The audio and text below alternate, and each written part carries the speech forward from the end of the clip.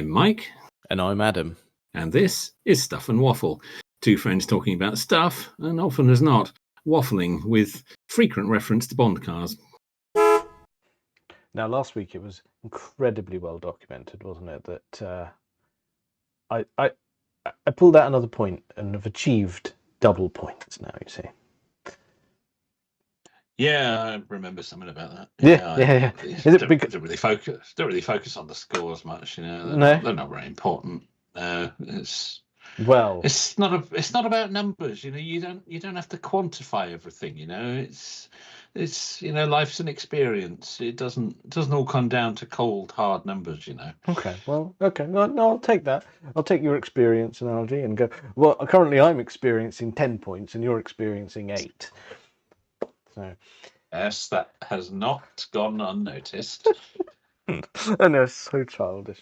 I apologise. However, you've got the opportunity to claw on back this week, haven't you? It's my turn to dish out the statements. I have the opportunity, yes. Whether it'll happen or not, I don't know. Well, I don't know. We're going to find out, aren't we? We are any minute now. Yeah. Any second now. So, on that, do you have an item or a device to record or scribble down said statements? Well, I'm certainly going to try. Yes, I have a computer with a keyboard that's vaguely attached to it, so we'll give that a try. Yes. Oh, intermittent. That's nice. So when you're writing these sentences down, we're just going to see how much of a sentence you actually get. Well, what it did the other week was it inserted characters, extra ones, into what I was writing down. I do recall, yes. Yeah, that really helped. Yep. Yeah, that's massively helpful. Extra letters. Well, it might help me. Might send you guess in the wrong direction. If I get completely confused and can't work out what I've written down, yeah. Quite. All right then. All right. Without any further dilly-dallying, statement number 1. Here we go. Here we go. The Gaz-21 Volga, a Soviet executive car from the 60s, was available with a factory-installed Geiger counter as an option because of concerns about nuclear fallout during the Cold War.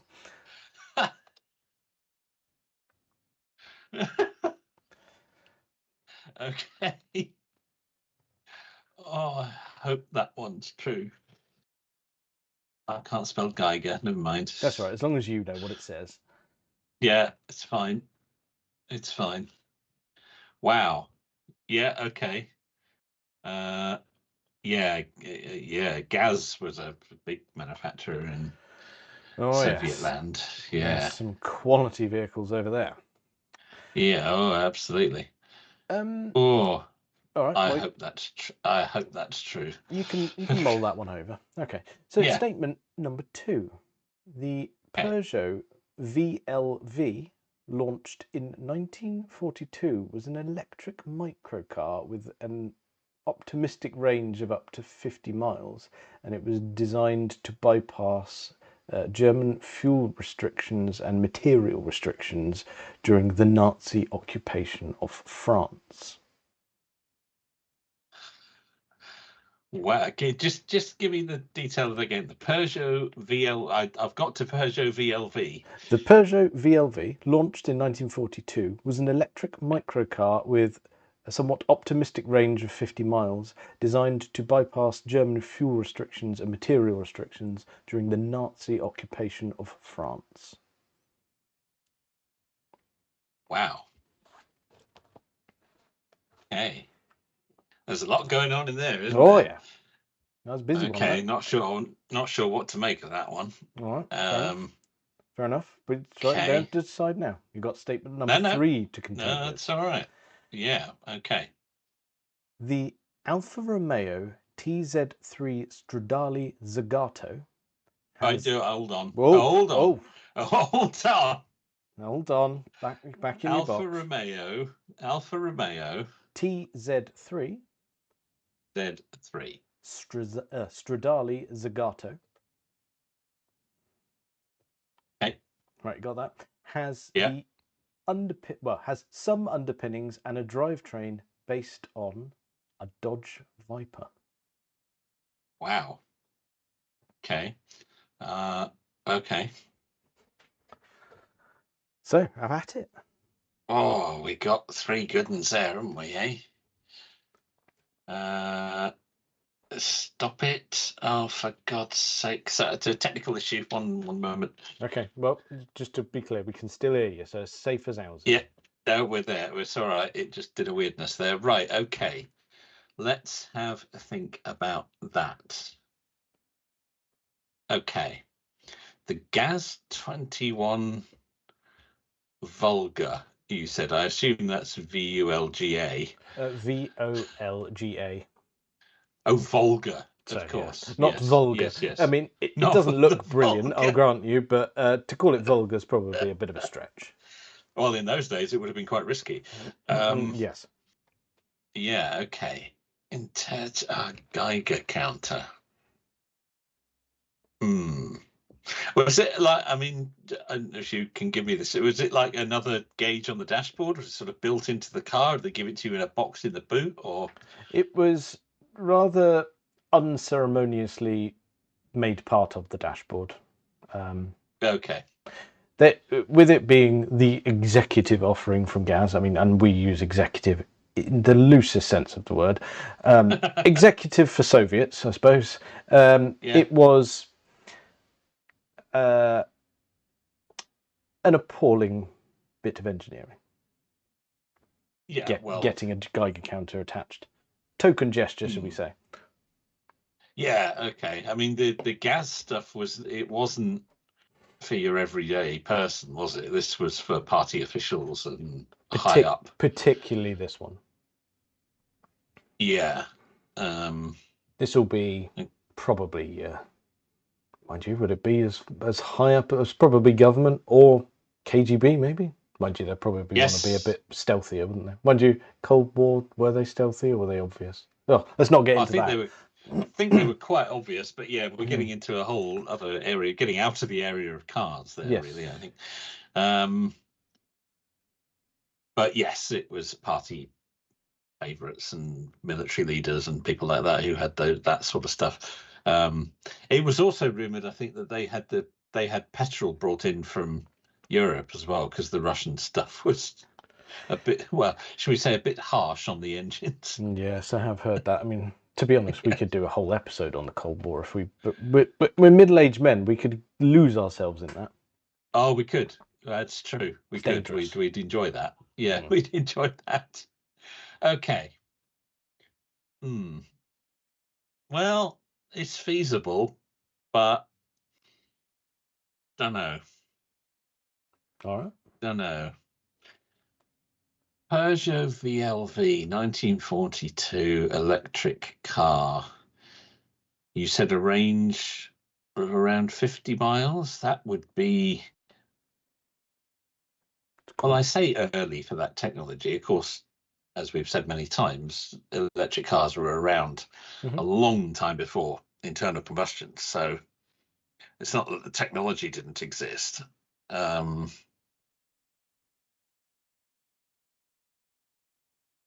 But would it? I've never heard of it. Okay. Not that that means anything. Oh dear.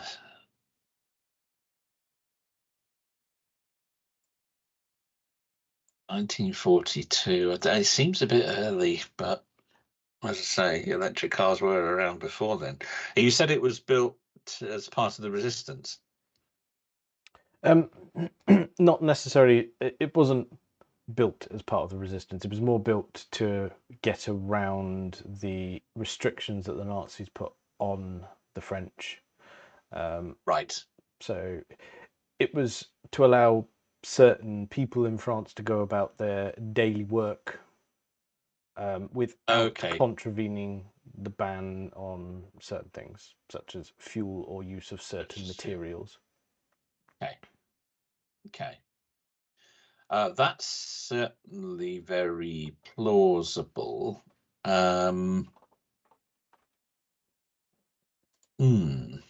Okay.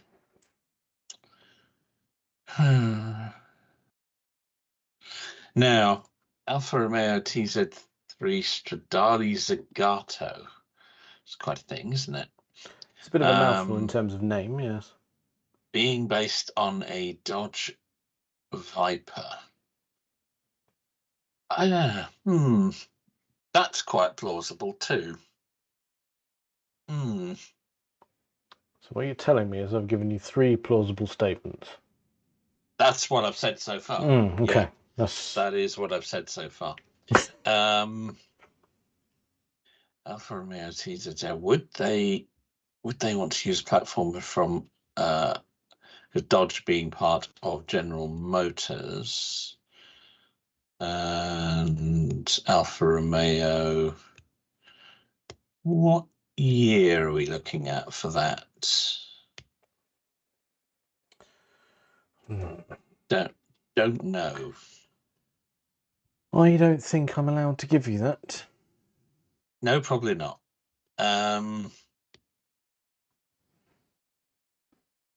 Quite like that one because, as we know, a huge amount of part sharing goes on, and Alfa Romeo never been massively overdone with funds. They were building something new, basing it on something that already exists is probably quite a good idea.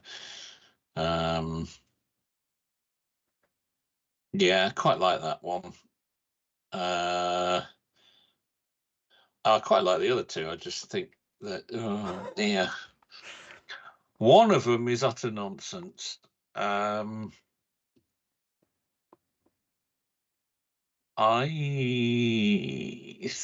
think. All right.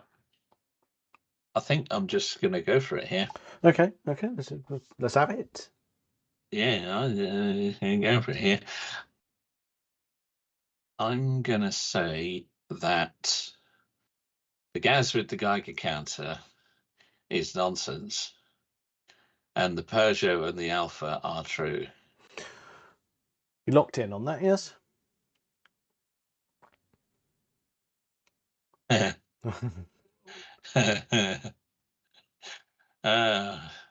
Final answer and all that. Are you sure that sounded like a question? No, I'm going to go for it. Okay, yeah, gas is bobbins, and the other two are genuine. Right. Okay. So you're very interested to know whether you got a 9 points or remain at an 8 point. Have I closed the gap a little bit? Closed the gap, says the man who didn't really care about numbers at the beginning. It's all about the experience. Well, I say that when you're winning, obviously. Yes. Things are different. All of the analogies, yeah. It's not the destination, it's the journey that's important. All of that. There you go. All of that nonsense. Yes. All of that nonsense causes me to delay when actually what you want to hear are the results. Well, if you like. And I can, if you know, that was very casual. Well done, you. However, I'll leave you hanging no longer. Today, here and now, I can reveal that you are now sitting there with a score of 9 points. Look at that. Lovely. Happy with your work. Lovely. I am a little surprised at that, I have to say, but I'm very pleased. Okay. Would you like me to dissect it all? But there's not much to dissect, really, actually. No, if you've got any more details, it'd be interesting, yes. Not a massive amount of details. So the gas one, while it is nonsense, it seems to be an internet myth. So there's enough people out there going, oh, I think it did. Whereas actually, if you dig deep enough, it didn't. There's a lot of things like that. there's a lot of things like that, and we have to be very careful when doing our research. Quite. Oh, absolutely. It's an utter minefield. Yeah, it is. It really is. And as we've said, with AI creeping into search results now, you've got to be even more careful. Yes, yeah, this is true. Although I did show you your handy tip. If you want you to did. We can share that with the dear listeners, can't we? We could. Yes. Welcome to Tech Tip Corner. Yes.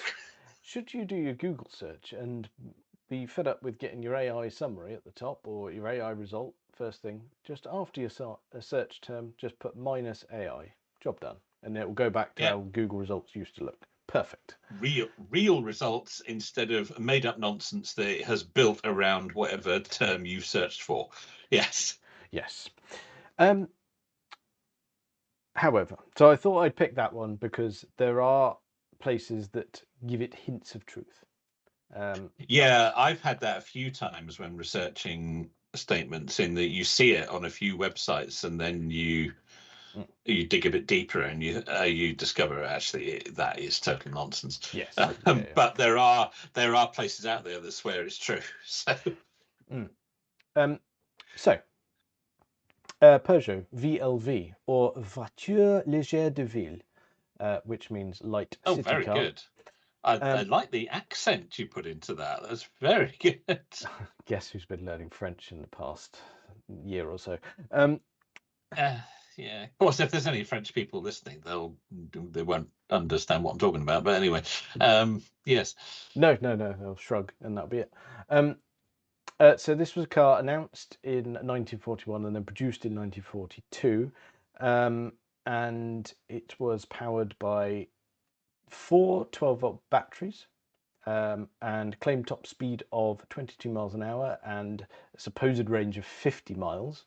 It had it was a tiny little micro car. I've just googled it. It's very interesting, very narrow thing. Yes. And it was built during the war, sidestep basically the fuel restrictions. There were a few things it had to bypass into as well in terms of the things it was made of, and the theory was it would have been used by sort of doctors, things like that, just so people could get about and do essential work. However, it was banned by the Germans, of course. And 377 were ever built.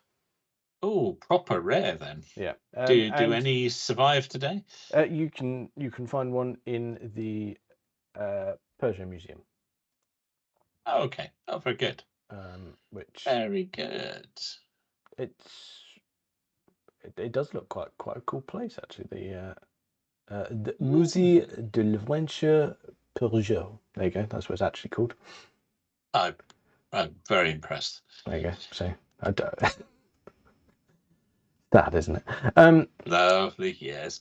Well, that's quite a thing. I've never heard of that before. Nor had I until I started researching for these statements. Really interesting. Okay. So there you go. And oh god, I'd forgotten what number 3 is already. Yes, the Alfa Romeo. Alfa Romeo, yes. TZ3 Stradale Zagato. So it is a striking looking thing. It is. I've just googled that as well, and it looks fantastic.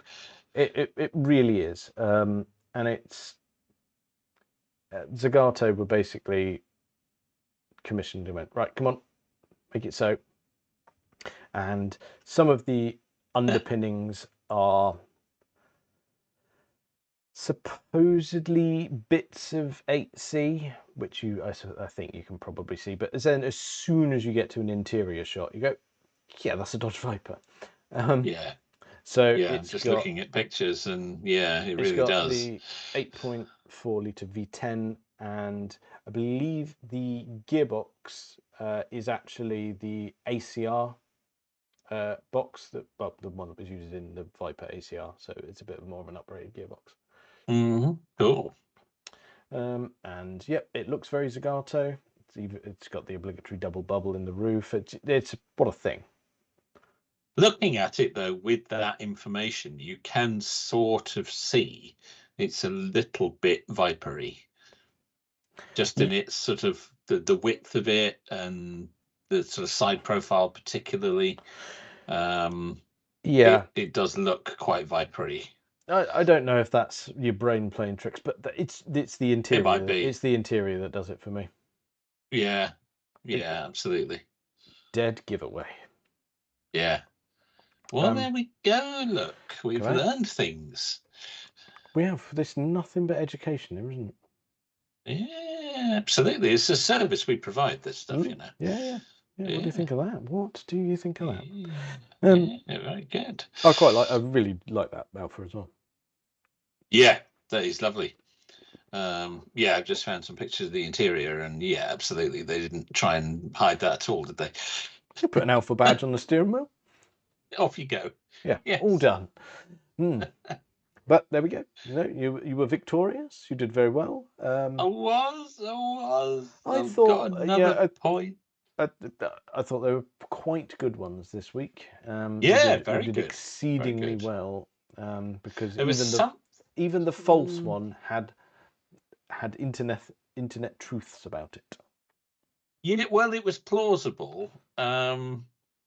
It just didn't ring quite as true as the other two.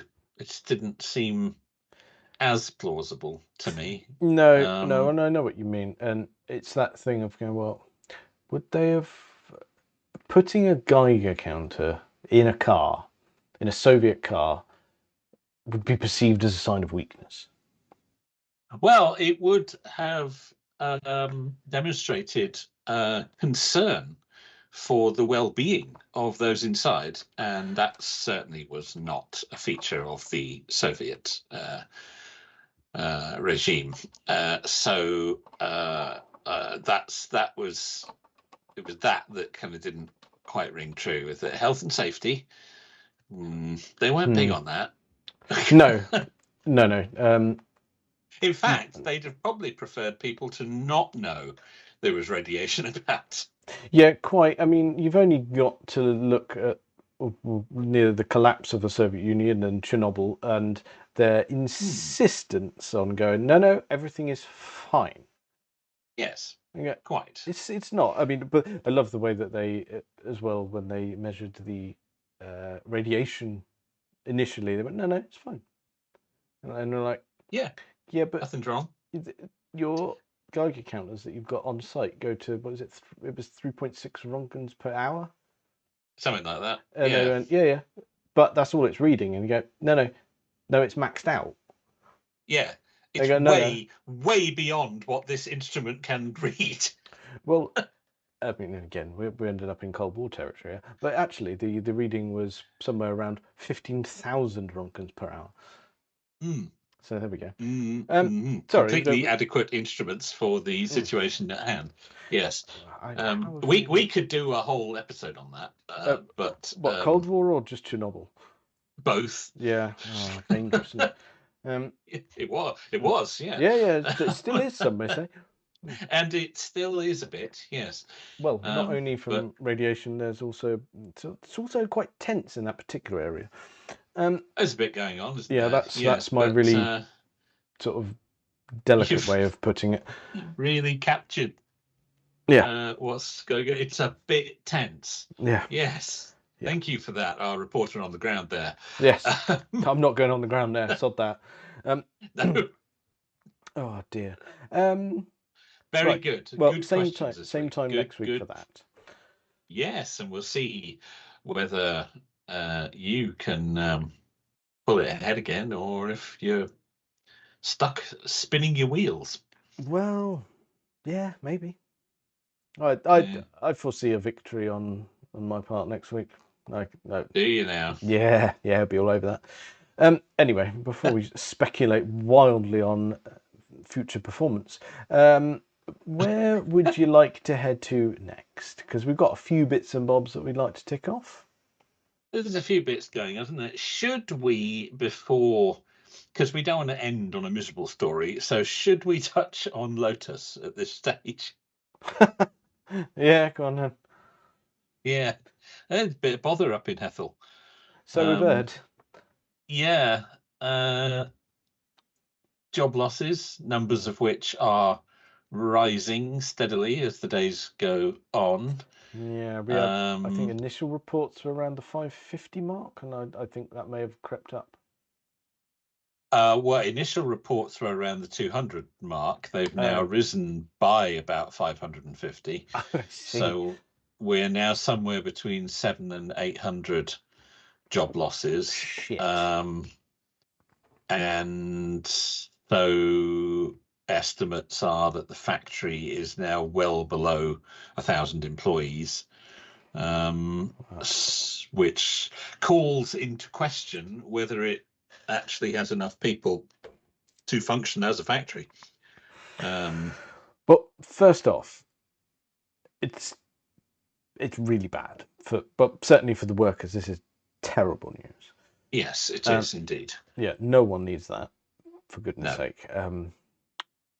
But I mean, we said at the time, we're going, look, this is a risky strategy at best. Of going, the ethos of Lotus is not one where a massive, heavy electric SUV has any sort of part to play. However, it's the route they took in the hope that it would be the springboard for all of the other vehicles. Well, we made that point, didn't we? That it wasn't at all very Lotus. Can I just be clear? I think, I mean, you made the point, and you quite rightly made the point. I was still bitter about it. I still, to this day, am quite bitter about it. And I think the sales and the second-hand market of these Electras, whatever they're called, it proves the point that it wasn't what the people wanted. No. I think the proof is in the pudding, and that does seem to be what's happened. We made the point at the time that they needed to do something to generate some money.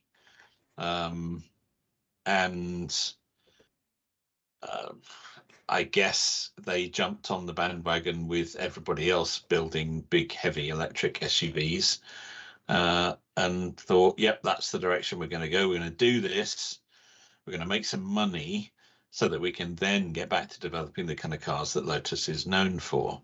And whilst we didn't agree with that strategy as such in terms of what they were going to produce, we did accept they needed to do something to generate some revenue. And if that was going to be it, and it worked, then, we'd have to swallow that and say, okay, we don't like it, but it served a purpose. Unfortunately, it has turned out that it hasn't served that purpose. No, it's true. It's very upsetting, and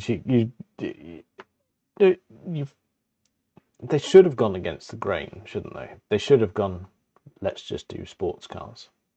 They should have gone against the grain in terms of what everyone else was doing, but not against the grain in terms of what Lotus stands for.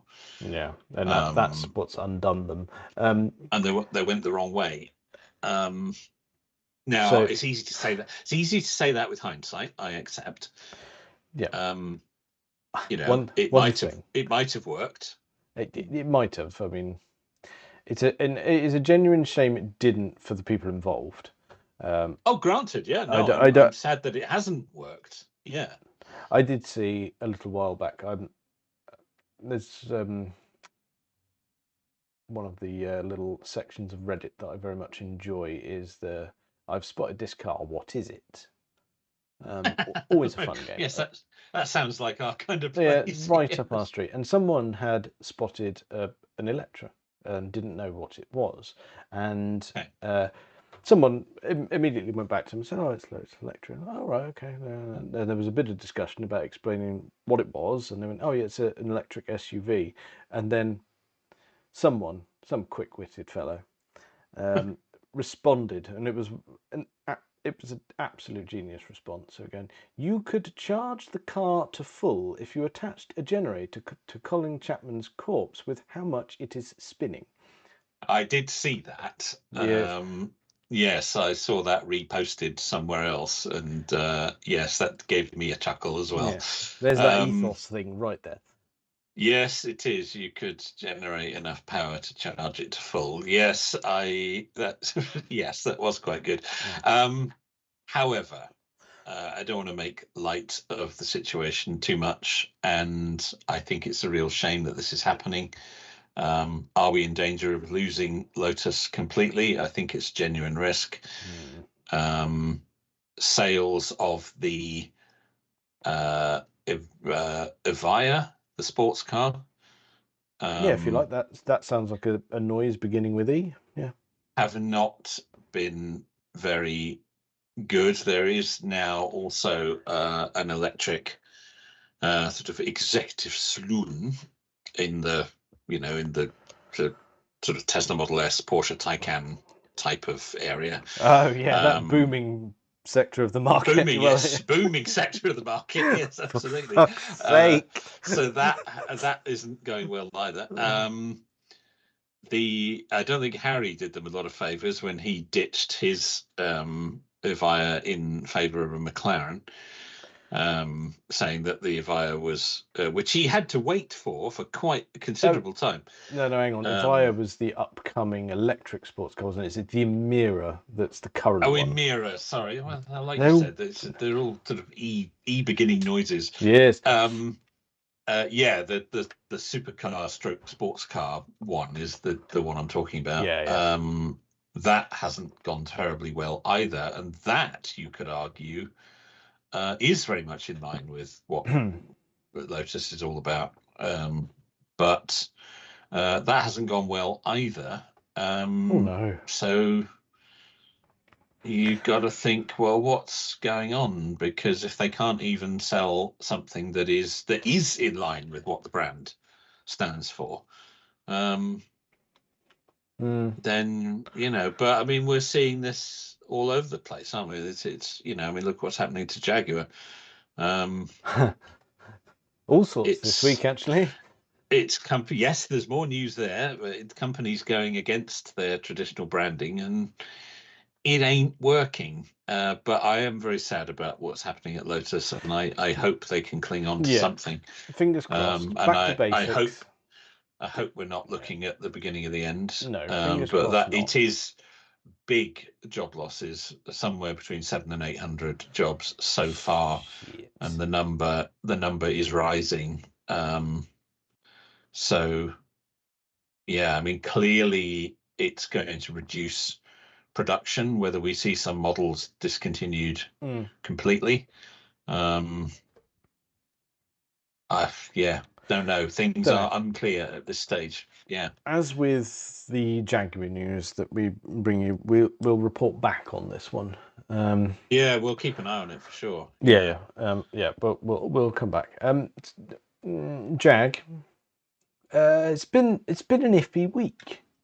Oh dear, iffy week. Been an iffy couple of years. Well, it has, but it feels like a sort of knife in an already open wound this week. Yes, with cyber attack. That was the last thing they needed. So that's supposedly halted production at the moment, isn't it? And not that there is much production, but yeah. Didn't they say? Well, actually, no. We're saying we're tying it with Jaguar news, but actually, this is JLR news. So Land Rover has been affected by this particular IT problem. I say IT problem. They've supposedly been targeted in a cyber attack, and the workers have been told not to return until the 9th, Tuesday next week, or Tuesday when this airs, actually. The Tuesday when this goes out, so today, as you're listening to this, Oh, quite! Look at us go. We're on point. For once. Supposedly, a flaw has been exploited, which means they've not been able to make any cars or register any cars, I think was the gist. Okay, I didn't read the detail of it, of exactly what had happened, but Okay, so they can't manufacture and they can't register even if they could manufacture. Right. Okay. Yeah, that's going to be a problem. Okay. They could have done without that. Yes. With everything that's going on, they really could have done without that. And what's sort of salt in the already gaping wound is that this reportedly happened on the 1st of September, which is technically the new plate day. Oh God, it is. That's Oh no. And it's it needs to be said as well that the public-facing websites are unaffected and remain fully operational. It is purely internal systems by the sound of it, and the reports of them saying we're not able to register cars is essentially true. However, they've been rumoured to be manually doing it by ringing the DVLA this week. Well, I was going to say, sure, you could phone DVLA up even if your sort of automated connection is down. Surely you could ring them up with some VIN numbers and say, we've made these. Can we have some number plates or whatever it is they do? Which must be, I mean, can you imagine the queue for that? Yeah. Oh. Well, there we go. But yes, what a blunder. Yeah, that's really unfortunate. As you say, the websites are still up. The websites are very rarely affected in these situations because, of course, they're not often directly connected to internal systems. So, like with Marks and Spencer, the website never went down. You couldn't order anything, but the website was. You could look at all the clothes. You just couldn't order anything. And this appears to be purely internal and just causing carnage. And it's worth noting that JLR have said, look, we've got no evidence of any customer data being affected or stolen or anything like that. So this is just a disruption rather than a data breach. Yeah, I've got to be careful with how we report on this. Indeed. I suspect it's a corrupted server or something rather than actual harvesting of data and things like that. Yeah, it's probably more the truth. Well, hopefully they get through that fairly unscathed, but it was the last thing they needed. We can come back to this as well next week. Yeah, we will see how they're doing. The change of CEO there recently as well, which I don't know if we actually mentioned on the podcast. Oh, no. I mean, to be honest, the Jaguar news that we've been covering, we're like, oh God, can we be asked? I mean, the change in CEO. Well, I mean, we've ended up in a bit of a state. But it was in a bit of a state before as well. It was in a bit of a state, but it's been a bit of a state for a while. I focus myself on classic Jaguars, really. I try not to pay too much attention to what they're up to these days because it's so depressing. It is, right. Okay, you brought this on yourself. So you're focusing on classic Jaguars. Have you focused on any ones in particular? Well, funny this should come up. The dealer that I bought the XF from, you've been in it a couple of times this week as well. Yes, they have some X100 XKs in at the moment. The XK8s rather than XKRs, but they do have a coupe and a convertible.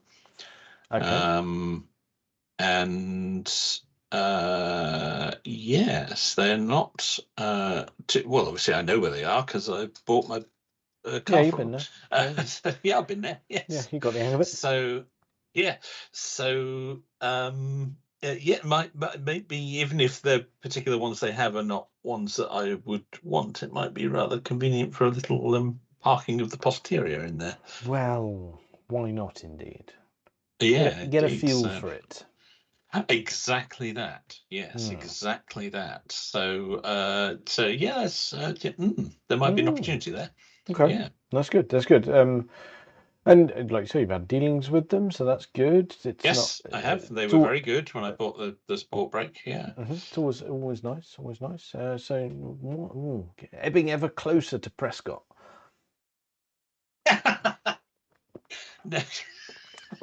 If you like. I do like. If you like. Yeah. Oh God, yes. Because when it happens, oh dear. It's quite a cool reason for being called that, though. Is it? I think so. Now about if we extend the Prescott analogy, and every time I see you in person, I just lob an egg at you. How's that? Well, I'm more than happy to reciprocate in the same way that he did. He did. He gave him a good old thumping, didn't he? You'll probably get tired of being punched in the face every morning, but if that's the route you want to go down, that's just, if any little nuggets of Prescott anecdotes that we can touch on, happy days. But yes, Captain 2 Jags, can't wait. You're gonna find some way to spoil this one way or another. Oh yeah. Oh God. It's the same way as if you end up with a Model S. I mean, you'll be grateful for being called Prescott. You'll be wanting the Jag back.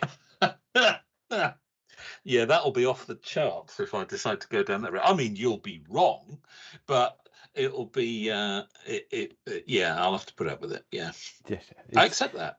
It is the baggage that comes with that particular brand of vehicle. Yeah, I'll just keep bringing up the price of petrol. That'll be all right. That's fine. I don't mind that, and I will keep buying bumper stickers for the Model S. Really? Yeah. Oh, there's a lot to choose from. Yeah, there is now. Quite a selection. Yeah. There's actually. Oh, now this is bad. Should we laugh? Yes, we should. I saw on. God, I've seen it on a few cars, but most recently, it was. God, I think it was a Dodge Charger. I think. Like me, not many of those around. No, not at all. No. This was it was beautifully placed, right near the exhaust, with a picture of Greta looking sad and the caption "Suck on that." So that. Oh dear. It's childish, I know. I mean, it's not funny. Sorry, the involuntary reaction. Just like to say, we are in favour of electric cars on this podcast. We are not against electric cars. No, that's not what I said. Not at all. No. Having opinions about electric cars and opinions about Greta Thunberg are very different things. Oh, they are very different things. I grant you that. Yes. Yep. Oh dear. How do we end up there? I don't know. Well, it's in the category of I've been on the internet and I've found this, isn't it? I didn't even need to go on the internet. Someone happily drove past. I mean, you just stood there, yes, and enjoyed it. It was really good. Oh, I don't know. We've gone off track here a little bit. Oh, don't worry about that. That's fine. But I was merely thinking, if we've got bumper stickers for the Model S, if you've got a supercharged Jag, that particular bumper sticker that I just described wouldn't be out of place near the exhaust pipe. No. You can't be putting stickers on an old Jag. You'll pull the lacquer off. Come on. Only if you take the sticker off. Yeah. Oh, actually, if we get one on there, we could make a theme, add more, and what the youths call it, we could turn your bumper into a sticker bomb. Can we? Or we could not do that. Oh. Oh. They want to be like that, right? Yeah, I do. Okay. Yeah, I do. I'm not having stickers on it. Do you think anyone's ever sticker bombed the rear bumper of an X100 XK? It would be a discerning choice, wouldn't it? Hang on. Jaguar XK sticker bomb. This is really. That's a niche bit of Googling you're doing there. Yeah, I'm going to do minus AI. Oh, please do. Yeah. Yep, there we go. Keeping up the tips. Image search. Yes, let's. No, you're relatively safe. don't think that's going to be rich pickings. No. No, it's not. I mean, I would have laughed my arse off if one leapt out. I think it's unlikely. It's unlikely. For some reason, there's quite a few pictures of the Die Another Day XK. Yes, you search for XKs, though, that one always comes up. Is there any part of your brain that has tied those two together with your purchase and is influencing it? What, the fact that it's a Bond villain's car? Yes. No. No? No. Not at all. Okay, that's fine. It's a valid question. I thought I was just. There are cars that do have that connection for me, but not that one. No. Not that particular little fella. No, because it's just not. Its place in the film, in that particular film, and in that particular sequence is. Yeah. No, we can all make the disappointing noises about it. You know what I'm saying. I do. We covered it. You can go back to the episode. It wasn't glowing review. No, it wasn't. So before we wrap it up, I'd like to touch on Jag and Bond, all in one bit. Oh, in terms of being up your pipe, we're right there. Oh yes. So we discussed a little while ago when the new Bond game was unveiled, First Light. Yes, it was indeed. And there's been some little snippets in the past week or so. I believe some gameplay has been released. Yeah, so there's been a bit more gameplay. A release date, which, I mean, it's a modern game, so take that with a pinch of salt. 27th of March next year, basically. Released on all platforms. Maybe. Allegedly. Maybe. Yeah. Maybe. Subject to change. But they have announced that there is a bit of gameplay. You are absolutely right.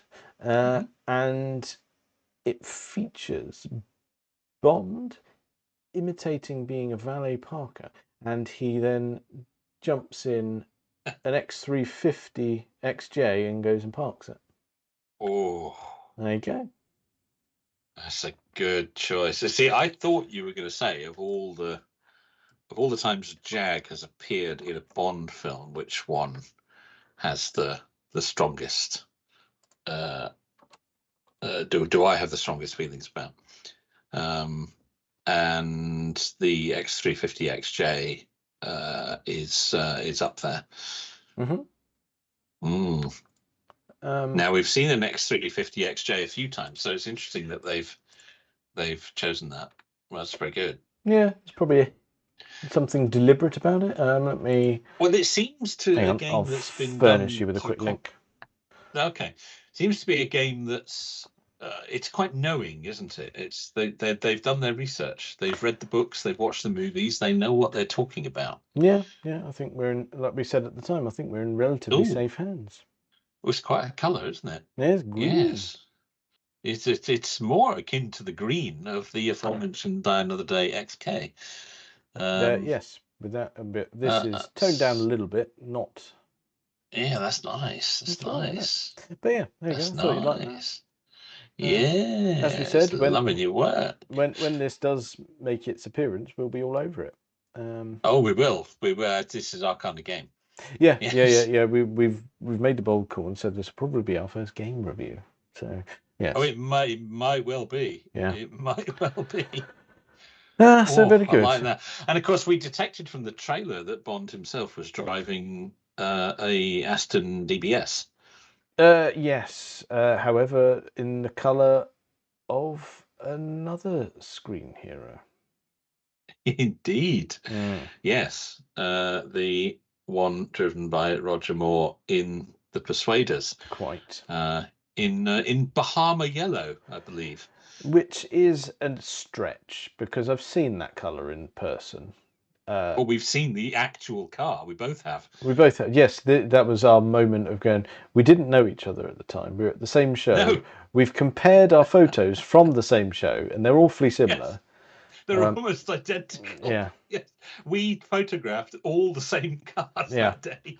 So it's highly likely that our paths crossed unknowingly. And we had no idea. Yes. No. You lot had to wait another 10 years or so for this utter delight to come out. Yeah.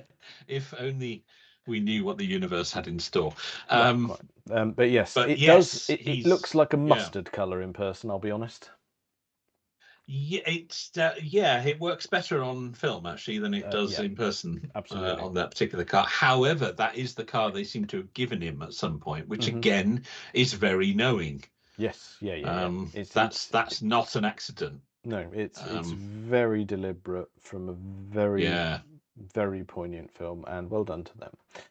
Yes, very good. Absolutely. Very good indeed. Looking forward to that. Yes, absolutely. No, that's good. All right, well, next week we've got a couple of things to revisit if there's more news to report. Failing that, I will be looking to head off into the distance with my score. Maybe, perhaps, even in a Rover P6, if you will. Oh, lovely. Yes, well done. Shoehorned in delicately. I'm keeping the challenge up, even if you're forgetting about it. Yeah, I forgot it. Shh, don't mention it. Well, I think that's probably enough of that for this week. Check us out on all the various social medias and things. Thank you very much for listening.